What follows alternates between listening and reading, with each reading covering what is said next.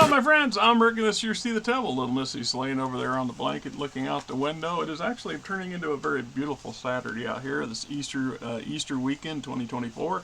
The sun's shining. It's in the 40s right now. It's supposed to get up to the high 50s this afternoon. We're going to go out and do a little bit of spring prepping for the yard kind of stuff. I already threw some bird seed or some grass seed out in some patches this morning, and some other things going on. But we're looking at, like I said, I've already probably posted the locust video. So I have one of my wonderful subscribers generously donated these to the channel. They sent me and emailed me 6 of them, and like I've said, these I never saw these. I honestly believe I do not remember seeing these things at Ivor's game shop back in the 80s. So this was like circa 1987 is what the print date on some of these say. And so these were system designed by Alfred Linardi, character designed by Carl Hesterman, illustrated by Doug Schuler. And hey, Doug, man, if you're still kicking, you did some damn good artwork. And I imagine you do killer artwork today if you're still kicking and doing this stuff. I mean, because, you know, stuff comes and goes. So Nova Game Systems. I can't say that I know of any game supplement or anything produced by these people. And it didn't occur to me to go and Google it to see if they produce other things and how big they were. It just goes back to show you that a lot of game companies back in the day, the open content, where they encouraged other entities to create stuff that supported their game systems, because at the end of the day, they're mutually inclusive. Today, it's about greed. It's mostly about greed. So when you hear companies like Hasbro and Wizards of the Coast doing the crap they're doing, it's all about money and greed and F you, because who cares about the player?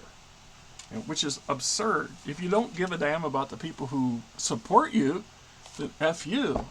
My bookshelf has got plenty of game systems from companies that died because of some of that kind of mindset. My opinion, anyhow. So these things are basically a player aid to, if you're new to a game, to the Battletech game system. These are great. These are great. Very helpful. And like I said, I wish I had acquired them back in the day when they first came out, but I cannot say one way or another. As I said, one of the downsides to this thing when I printed it out as a PDF is that every other, one side of the page is this direction, and the back side is, well, maybe this one didn't turn out that way. Hey, what do you know? This one did not turn out, did it? Did it? Oh, hey, this is great. This one, every other page is upside down. I mean, it was a bit confusing. This one here, much better. This is how it's supposed to be. So, of course, we've got medium range jumping, and then to give you your stats. So, tell your opponent do only medium range except orange. Add +1 to any red score. And so I'm gonna, because these are obviously not in color, I didn't. I have to be. I'm lucky that I can print in the office Xerox, but color is hideously expensive compared to black and white. And I just, out of common sense respect, I kind of just stick with the black and white. So these would have been. These are color coded. So orange, red, these are the color coded, and that's what it's telling you to look from here at that color on your stat card. Now, a couple things about these stat cards that come to mind. First off, there's a lot of similarity to Battle Force. So how the Battle Force's little stat cards, and I got some over here, I just don't want to dig it out to show you, the original little pieces look similar to this, just more simplified. And I wonder if this didn't lead to that kind of thing, because that's how some of this stuff does, but it was a good idea. We're all familiar with the classic Mech stat sheet, where you've got the structure and the instructions, all the little dots in them, and either they're empty or you fill them in to show how many locations you have, how many armor locations, and how many internal hit locations you have. And we're all familiar with those. Now, in later generations and newer stuff, and I acknowledge, and I say this over and over again, I haven't played Battletech in over 20 damn years. I have not had the privilege of sitting down at a table with anybody and playing the damn game. So I'm so woefully behind when it comes to how to play, mechanic-wise. I don't bother to really try other than my personal experiences and opinions on certain things. Mostly, like, for example, I'm 100% positive that you should never give a light mech to a new player. You should never do that. No more than you should ever let a new player play an assault mech. And I would discourage the heavies as well. On the 60-ton heavy, maybe. Mostly, I've always encouraged new players to start out in that mid-range. Start out with a medium mech, because you get a taste of some speed and some range and some weapon spreads and a decent amount of armor to survive it. The lighter the mech, the trickier they are to operate if you understand it. If you don't know the particularities on how to make these things function well, you're just throwing them away. So I've seen players do it. I've done it.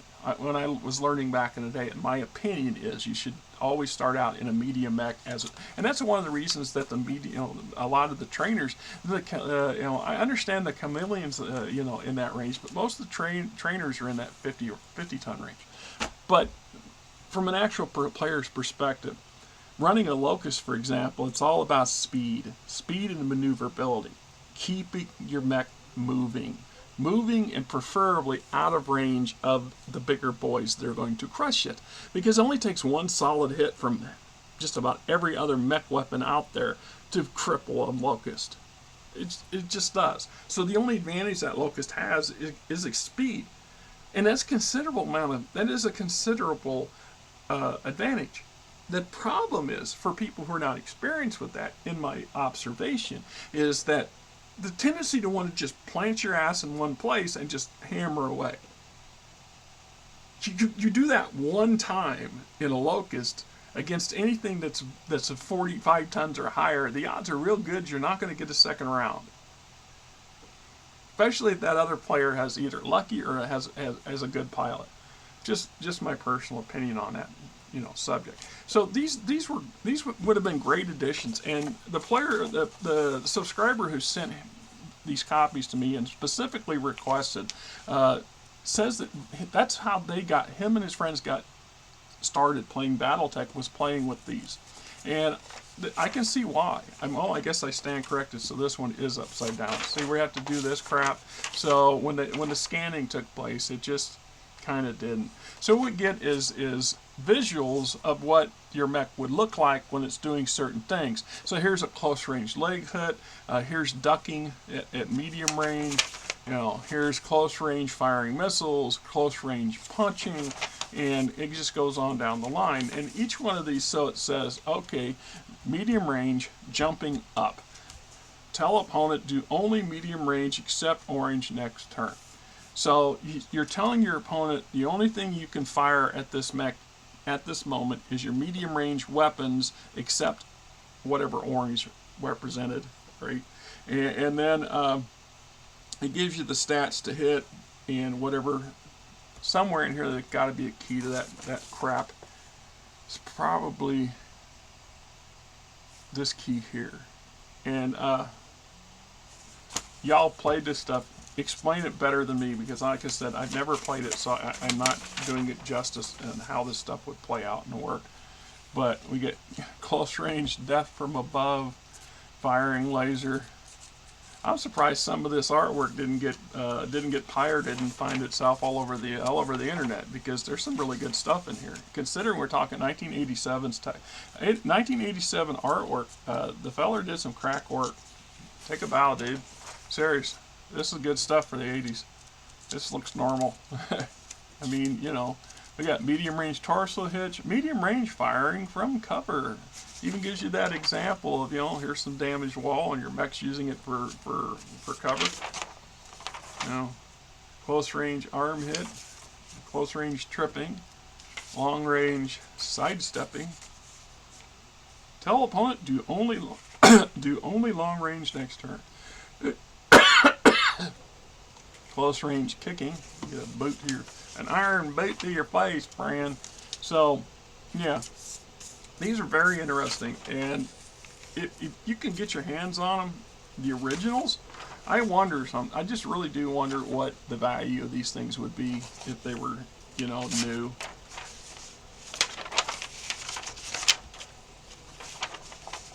some of this seems to be a little discombobulated, but that's okay. That's why I didn't try to bind them up. I didn't punch holes and bind them up because A, they would be a pain in the ass to try to flip that, literally flip the whole pages back and forth. The only color I get, of course, is just the cover because it's literal color. So like I said, this is how they would be if you bought the actual item. There's be a couple staples here holding them together, and as this is common, typical design from early 80s material. If you have any game material, and I don't care who the company is that you bought it from, but if you got late 70s through late 80s game material, you'll find the lion's share of them are printed on cheaper paper than what we see today, black gloss or very little gloss to them, and they're held together by cheap old staples. They're like brochures in a lot of ways because they're printed by the same type of companies that print stuff like that, and it's to make things cheap. And the sad part is, in a lot of ways, some of that really early stuff is fragile as hell. It does not hold up well over time. My Judges Guild material, for example, is held up real well because it's seen very little mileage. But the paper is very thin and very fragile. It wouldn't, if you do not want to spill your coffee on this kind of stuff because it's not going to handle it well. And the same thing goes with so just into the early 90s, we start seeing your traditional glued bindings. Now, I'm not saying they didn't have them in the 80s, obviously they did, but a lot of those earlier ones, they use stitching and other materials, but for some of those glued bindings, once again, they don't hold up the time. See, that's one of those things that it's always been a conundrum or kind of a thing, right? Paperback versus hardback. If you are a bibliophile, if you love books and you understand what the significant differences are, you know why they called these, once upon a time, these not these, but this style of book, that's the original Return of the Jedi, by the way, are called pocket books. And they're meant, so if you were at a bus station or at the airport, for example, and you're looking for something, you buy one of these off the shelf. They're just short enough that you could ideally read this. You could get on a 5-6 hour flight and read the entire book in that period of time, kind of thing, or in a couple, So you'd buy it and then stuff it in your pocket, hence the term pocket book. They were actually meant to be disposable. The publishers that created these things never really envisioned that they would still be around 50 years later, 40, 50 years later, and we still find them and people still read them. You go to your local library and you find bookshelves full of stuff. I've got bookshelves full of stuff that are like this. But they were originally meant to be disposable, read and throw away. The hardbacks, much better manufactured. The hardbacks not only are glued, but most often stitched. The older they get, the more care they put into them. This is why hardback books can be hundreds of years old. We have some that are literally 500-600 years old, and still around and still intact, in part because of the material and the effort they went into binding them. So hardback books are meant to be durable and last a long time. They're designed that way with better paper, better binding. The covers are hard because it helps protect the books. And then later they figured, let's put dust covers around them to protect the covers. So, that's kind of how the progression went. If you didn't know or you didn't care, well, now you know a little bit more about that. But so the scenario was even worse when it comes to early game material. If you think about, look, ask Mr. Randall, Mr. Bills and stuff at CGL. Ask them, at Catalyst Games, these people been around a long time. They are from my generation, and hey, y'all are living the dream, dude. Straight up, you live the dream that 99.9% of us just wish we could be a part of, right? So the early material was cheap because the budgets were cheap. A lot of these guys that produced the very early material, some of the stuff would have been literally the three people that are on the cover in their room somewhere or in their basement, Xeroxing this crap off on the early Xerox machines, or sending it out to the cheapest printers they could find. Generally, people using the low-grade material, paper and stuff that you would think. Think about the advertisements that come in used to come in the paper. You'd get a Sunday paper and there'd be a pile of stuff. Even the papers themselves, the paper they're printed out of is not ever meant to last any length of time. It deteriorates quickly. You leave it out in the weather, it'll rot. It'll turn color, it'll fade, it'll rot. It's just, but it served its purpose. And the point of this to make it to deliver information to the reader, and for the producer, the publisher of it, keeping it cheaper as possible is better for their bottom line. So when some of the oldest game material is the most fragile, and that's why I keep some of mine in plastic. So the early FASA books is another example of that. If you have any of the early FASA field or sort of house books, right? I've done videos on all of them, and you'll see the condition of some of mine are just terrible. And it's not because I abused them, it's just because they were used a lot and then they disintegrated. The bindings were cheap and crap, and the covers were okay, but once again, the binding part was the part that wasn't so great. And they started using better quality print because, like Dungeons and Dragons back in the day, so TSR back in the day, they understood if they're going to actually put a physical book out, they need to follow the hard book principle versus the softback. So and things progressed and got better. I mean, the material we get now, it's much better made, much more durable. Is what it is. So these are great little doohickeys, and if you got access to these things, you got some people want to learn how to play. This is a great way to start. But if you don't, it says you need at least one other book.